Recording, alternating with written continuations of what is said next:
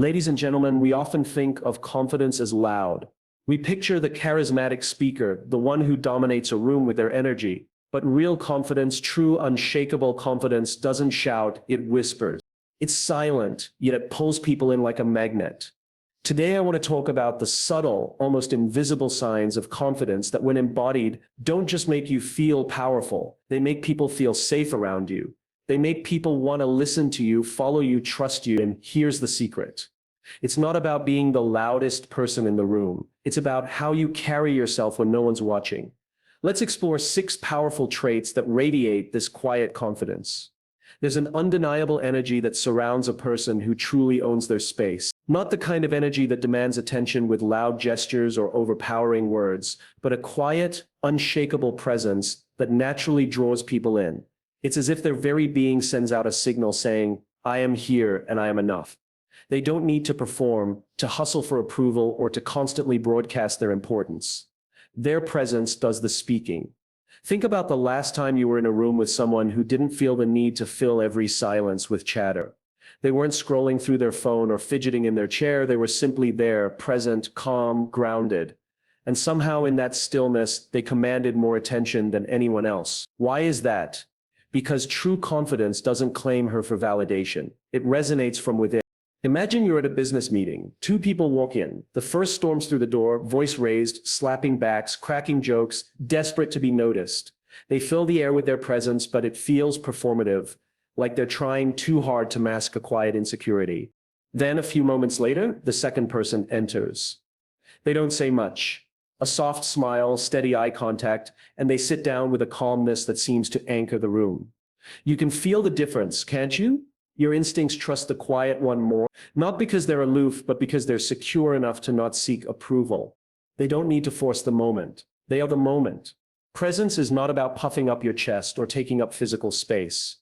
It's about the posture that whispers, I belong here, without ever saying a word. It's the relaxed shoulders, the steady breath, the way their feet seem rooted into the ground as if they're connected to something deeper, a purpose, a belief, a clarity that doesn't waver with external noise. This isn't something that happens overnight. It comes from doing the internal work of understanding your own worth.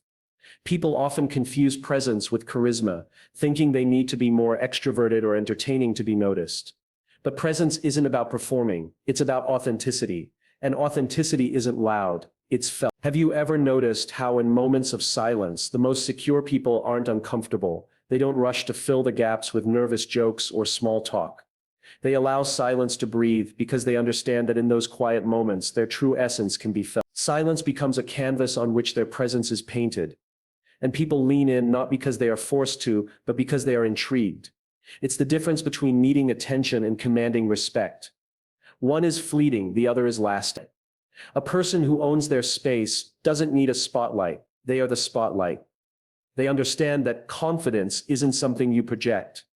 It's something you embody. It's not an external layer you put on to face the world, but an internal alignment with who you are. They don't shrink to make others comfortable, nor do they expand artificially to outshine others. They simply stand their ground, fully aware that their value doesn't fluctuate with other people's opinions. Think of a tree in a storm. The branches may sway, but the roots hold firm. Presence works the same way. The world can be chaotic, people can be loud, environments can be unstable, but a person who owns their space stays rooted, and that calm amidst the noise is magnetic. In fact, the most impactful leaders, mentors, and even friends are often those who don't rush to respond. They listen, they observe. They make you feel seen, not by competing for your attention, but by giving you theirs. Their stillness allows space for others to rise, and that is a rare, powerful gift.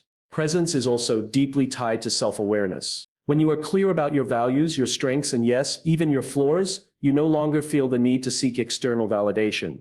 You are comfortable in your own skin, not because you believe you're perfect, but because you've made peace with your imperfections. That acceptance radiates outward. People trust those who are honest with themselves because it signals integrity. Consider a moment when you felt truly confident, not because of how others reacted to you, but because you were aligned with your purpose. Maybe it was a time you stood up for something you believed in, or when you accomplished something through sheer persistence. In those moments, you didn't need to shout your worth. You lived it. That's the foundation of presence. It's not situational. It's not conditional. It's a state of being. And here's the beautiful irony. The less you strive to be noticed, the more people notice you. In a world where everyone is trying to be louder, faster, flashier, the one who remains grounded becomes a lighthouse, steady, guiding, trustworthy. People are naturally drawn to what feels secure, and nothing feels more secure than a person who is at peace with themselves. Owning your space doesn't mean you dominate a conversation or always have the last word. Sometimes the most powerful statement you can make is through a simple nod, a thoughtful pause, or a glance that says, "I see you." It's subtle, yet it speaks volumes. It's not about how much space you occupy, but the quality of the space you hold. When you walk into a room, ask yourself, am I here to prove myself, or am I here to be myself? The answer to that question determines whether you are performing or present. The moment you stop needing to impress is the moment you begin to inspire, because people don't follow those who seek validation. They follow those who give them a sense of belonging. Presence is contagious. When you stand tall in who you are, you give silent permission for others to do the same. You create an atmosphere where authenticity becomes the norm, not the exception. That's how cultures shift, how teams grow, how relationships deepen. One person owning their space can transform the entire dynamic of a room. So the next time you feel the urge to prove your worth, pause, breathe. Remember, true confidence doesn't shout. It resonates. It's not in the noise you make, but in the silence you are willing to hold. Presence isn't about overpowering others. It's about being so grounded in your own essence that you lift others just by being there. When you own your space without needing to dominate it, you don't just walk into a room, you change it. When we think about confidence, our minds often jump to images of bold speeches, dominant body language, and commanding presence. But there's a quieter, far more magnetic kind of confidence that doesn't need to shout to be heard. It doesn't need to own the room. Instead, it creates a space where others feel they belong.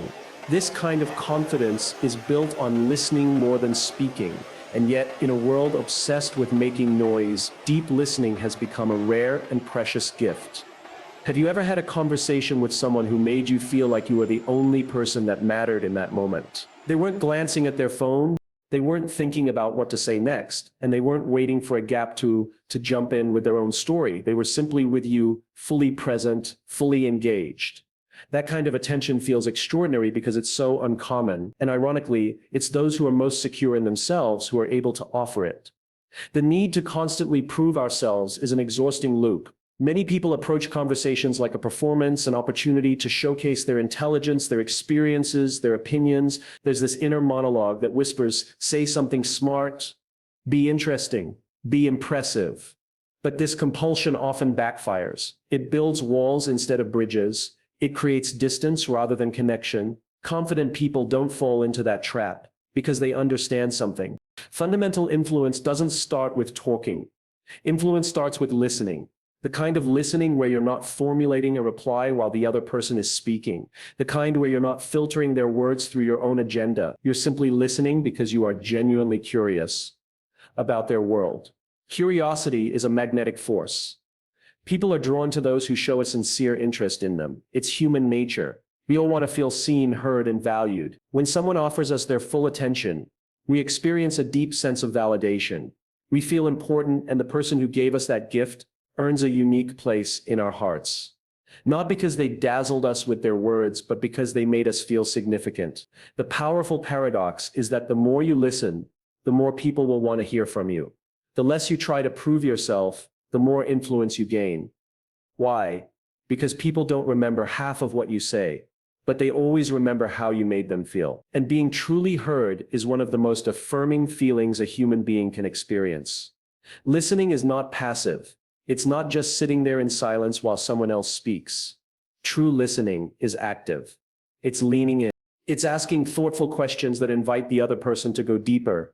It's noticing the emotions behind their words and acknowledging them. It's giving subtle cues, a nod, a smile, a brief pause that tell the speaker, I'm with you, keep going. But it takes courage to listen this way. It requires you to put aside your own need to be seen as smart or interesting. It asks you to be comfortable in the silence that follows when you don't rush to fill it with your own voice. It demands a level of self-assuredness that says, I don't need to dominate this space to own it. Silence, when paired with attentiveness, becomes a superpower. In the quiet, people reveal more of themselves. They open up in ways they never would if they felt they were in a competition for attention. In that space, trust is built, connections deepen, influence grows. Think about leaders, mentors, or friends who've had a profound impact on you. Chances are they weren't the loudest in the room. They didn't need to be. Their power came from their presence, from the way they made you feel heard. And because they listened, when they finally spoke, their words carried weight. Listening also transforms you. It broadens your perspective. Every person you meet has a story you haven't heard, a lesson you haven't learned, a viewpoint that can stretch your understanding. When you listen deeply, you open yourself to a world far richer than the echo chamber of your own thoughts. You become wiser, more empathetic, more connected in relationships, personal or professional. The ability to listen is the ultimate trust builder.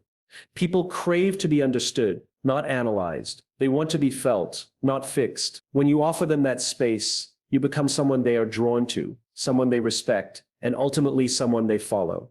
There's an old saying, seek first to understand, then to be understood. It's simple advice, but few actually practice it. Most of us listen with the intent to reply, not to understand, but when you shift that mindset, everything changes. You stop seeing conversations as a battleground for attention and start seeing them as opportunities for connection. Imagine how different your interactions would be if instead of worrying about what you're going to say next, you focused entirely on the other person's story. Imagine the relationships you could build, the trust you could earn, the influence you could wield. Quietly, powerfully, authentically. The world doesn't need more people who talk louder. It needs more people who listen better. Because when you listen, you're telling someone you matter. Your story matters. Your feelings matter. And in a world that constantly competes for attention, that is one of the rarest and most valuable gifts you can give. The irony is when you stop trying to be interesting and start being interested, people find you infinitely more interesting. When you listen to understand rather than to respond, people listen when you finally do speak. And when you create space for others to be seen, you become someone worth seeing. So the next time you're in a conversation, remember confidence doesn't need to announce itself. It shows up quietly in the form of curiosity, in the willingness to be fully present, in the choice to listen deeply. That's where real influence begins. And that's how you draw people in. Not by the volume of your voice, but by the depth of your attention. When life spins out of control, when the unexpected happens and chaos starts to swell, most people do what's natural. They react. Their voices rise. Their gestures become sharp and exaggerated. The air becomes electric with tension, feeding the storm rather than calming it. It's human nature. When we sense danger, real or perceived, our survival instincts kick in. We want to be heard. We want control. But ironically, in those exact moments when control feels so distant, the people who truly lead, the ones we instinctively look to, are the ones who react in a way that seems almost unnatural. They slow down, they breathe, they soften their tone. They do not feed the chaos, they anchor it. There's a story of a Navy SEAL commander standing in the middle of a battlefield where bullets are flying, explosions thunder in the distance, and fear is thick in the air. In those moments, you might expect a leader to shout over the noise, to bark orders with the sheer force of their voice. But this commander did something different. He spoke softer. He deliberately lowered his voice. Why? Because he understood something most people don't. Panic is contagious, but so is calm. His calmness wasn't a performance. It was a signal. It was a message to his team that said, "We're okay. We've trained for this. We've got this." This isn't just a story for the battlefield. This is a story for boardrooms, for living rooms, for any space where tension can ignite. How many of us have been in a heated meeting where one person's outburst changes the entire mood of the room, and it only takes one raised voice to throw a team off balance? But equally, it only takes one composed presence to restore that balance. The person who doesn't flinch, who doesn't match the rising pitch, becomes the gravitational force that pulls the group back to center. That's leadership, but it's not the kind that's written in job titles or organizational charts. It's the leadership that shows up when things fall apart. It's an unspoken trait because it's not announced, it's felt. Imagine a family argument. Words fly, emotions flare, and you feel the temperature of the room climbing. In that moment, the loudest voice isn't the most powerful. It's the person who remains quiet, who listens fully, and when they speak, they do so with deliberate calm. That person, without raising their volume, shifts the energy. They don't overpower, they influence. Emotional control is the true seat of influence, not dominance. Confidence is often misunderstood. Many think it's about bravado, about being loud and certain, and having all the answers, but real confidence shows itself most clearly when we don't have all the answers. When things are uncertain, when fear is present, confidence is not the absence of fear. It's our relationship with fear. It's knowing how to stay grounded while fear is knocking at the door. It's the ability to breathe, to think, to respond rather than react. People can feel that kind of confidence. It's magnetic. It's reassuring. We're hardwired to seek stability when the ground shakes. That's why we follow the person who stays calm when others lose their footing. It's not that they're immune to fear, it's that they've trained themselves to not be ruled by it. And that's inspiring. Think back to any leader who left a lasting impact on you. Chances are they weren't the ones who had to prove their authority. They were the ones who made you feel safe to think, to speak, to act even in difficult moments. They didn't use fear to lead, they used composure. Their calm was a quiet power that resonated louder than any shout could.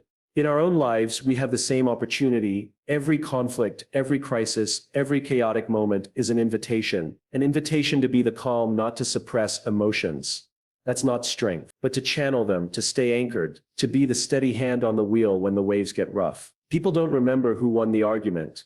They remember who stayed calm enough to solve the problem. It's in these moments that leadership is most visible, even if unspoken. In a workplace emergency, a sudden project collapse, or a critical client meeting going south, the calm individual becomes the natural center of gravity. People gravitate toward them. They listen to them not because they shouted the loudest, but because they projected a quiet certainty, a belief that things will be okay. The beauty of this trait is that it doesn't require a rank, a position, or a stage. It requires presence, a decision to not be swept away by the emotional tide, to stand still when others sway. It's a practice. Because staying calm in chaos isn't about suppressing your human instincts. It's about training them to serve you differently. It's about recognizing that every emotional reaction is a choice, even if it doesn't feel like it in the heat of the moment. The world is full of noise. Social media amplifies outrage. Workplaces glorify urgency. Conversations reward volume.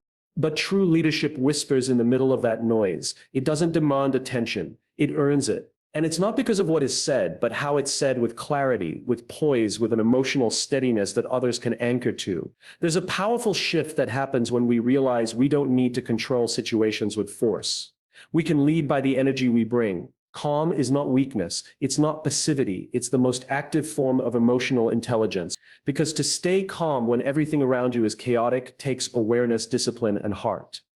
The person who remains calm during chaos becomes the lighthouse in the storm, not the loudest, but the clearest, and in a world that often confuses noise with important. Being that lighthouse is a rare and invaluable trait. It's the kind of leadership that changes lives, not with commands, but with presence. There's a quiet power in a smile that doesn't ask for attention. A smile that isn't begging for validation or applause. It's not the kind of smile you practice in front of a mirror or save for photographs. It's subtle, almost invisible, but it's the most disarming gesture a person can offer. You've seen it before on the face of someone who isn't trying to win you over, someone who is already at peace with themselves. That smile, faint and genuine, carries more assurance than 1,000 words of self-praise. Confidence is often misunderstood as loud, assertive, even dominant.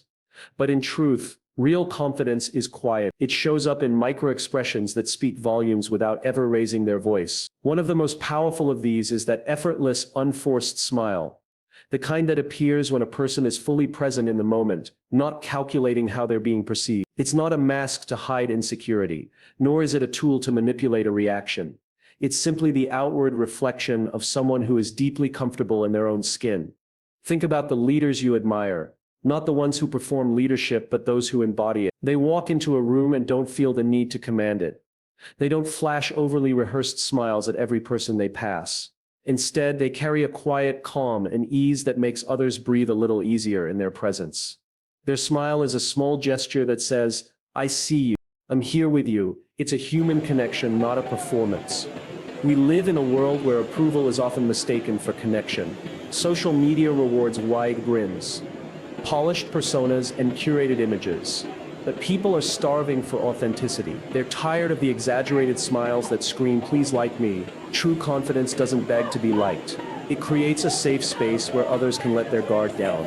And it starts with a micro-expression, a smile that isn't trying too hard. Consider for a moment the difference between two types of smiles. One is the eager, oversized smile of someone who needs you to like them, who needs to prove their worth through your reaction. The other is the subtle, almost invisible smile of someone who's simply glad to be in the moment. Regardless of your opinion, the first one puts pressure on the other person. It feels transactional, as if you're expected to respond with approval. The second feels like an invitation, a quiet assurance that you're valued just as you are. This is why leaders who can smile softly without effort often hold the room with more presence than those who try to dominate it. Their confidence isn't in their volume, it's in their silence. They understand that trust isn't built through persuasion, but through presence. A soft smile, a calm nod, a moment of genuine eye contact. These are the currencies of connection that don't rely on approval. I once met a leader who barely smiled during meetings. When they did, it was never loud, never flashy, but it was so genuine, so quietly reassuring that you felt seen in that moment. It didn't matter if you were the intern or the CEO. You felt like your voice mattered. That's the kind of leadership that sticks. Not the kind that forces charisma, but the kind that breathes calm into chaotic rooms. We are conditioned to believe that we must show confidence in grand gestures. But the reality is the most magnetic leaders are those who don't perform it. They live it. They don't need to plaster a grin across their face to signal happiness or success. They understand that authenticity resonates louder than performance. When they smile, it's because they mean it, not because they think they should. This subtlety doesn't mean detachment or disinterest. On the contrary, it's the purest form of engagement. A leader who smiles with quiet assurance sends a powerful message. I am present. I am listening. I am not here to impress you. I am here to connect with you. And in a world full of noise, that kind of presence is rare and deeply compelling. People can sense authenticity. We're hardwired for it. A forced smile feels off, even if we can't explain why. It's like an off-key note in an otherwise perfect song. But an unforced smile, even the faintest one, lands differently. It feels safe, it feels real. It tells the other person that they don't have to put on a show either. It breaks down barriers not through force, but through grace. The next time you're in a conversation, notice your instinct. Are you smiling because you want to, or because you think you should? Are you trying to impress, or are you genuinely engaged? The difference is subtle, but the impact is profound. A smile that comes from a place of peace will always draw people in more than a smile that seeks approval. Confidence isn't in the act of showing it. It's in the quiet acceptance that you have nothing to prove. It's the assurance that you're enough right here, right now, without any need for validation. That's what makes a micro-expression so powerful. It's an honest reflection of inner calm. The leaders who understand this don't need to work the room. They let the room come to them. They create an atmosphere where others feel safe to be themselves. And it starts with that simple, unforced smile. It's not a strategy, it's a reflection of how they see themselves and others. Imagine a meeting where every interaction was rooted in authenticity rather than performance, where smiles were given freely, but not as currency for approval, where people could feel seen, heard, and valued. Not because someone was trying to charm them, but because someone was present with them. That's the environment real confidence creates.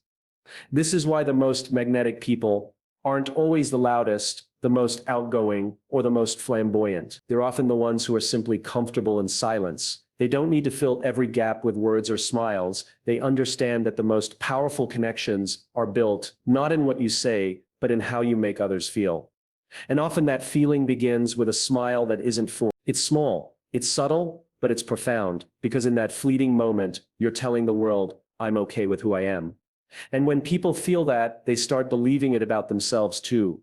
Confidence in its truest form isn't loud. It's not aggressive. It's a quiet assurance that needs no applause.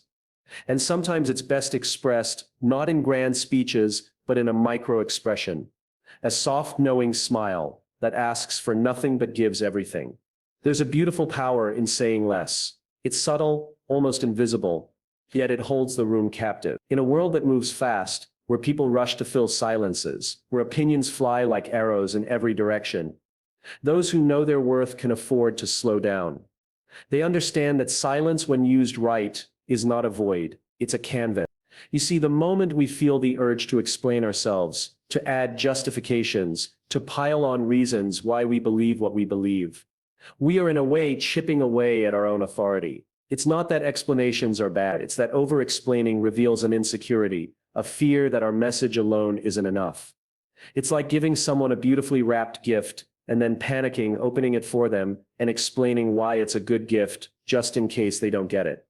Confident people don't do that. They hand over the gift. They let you open it. They trust that what's inside will speak for itself. Picture this. You're in a meeting. The room is tense. Ideas have been bouncing off the walls, but nothing's sticking. Then someone calm, composed, leans forward and says, I think the real issue isn't the product, it's how we're communicating its value. And then they stop. No defensive elaboration. No nervous fillers. Just a pause. And in that pause, something shifts. The silence becomes louder than the noise that preceded it. People lean in. They start thinking not because they were told what to think, but because the space allowed them to engage. That's the art of not over-explaining. It's the discipline of trusting your words. Trusting that if they come from a place of clarity and authenticity, they don't need an army of extra sentences to protect them. Confidence isn't about speaking louder or more. It's about knowing when to stop and let the words hang in the air, giving them weight and presence. We live in a culture that often equates talking with authority. The more you say, the more you seem to know.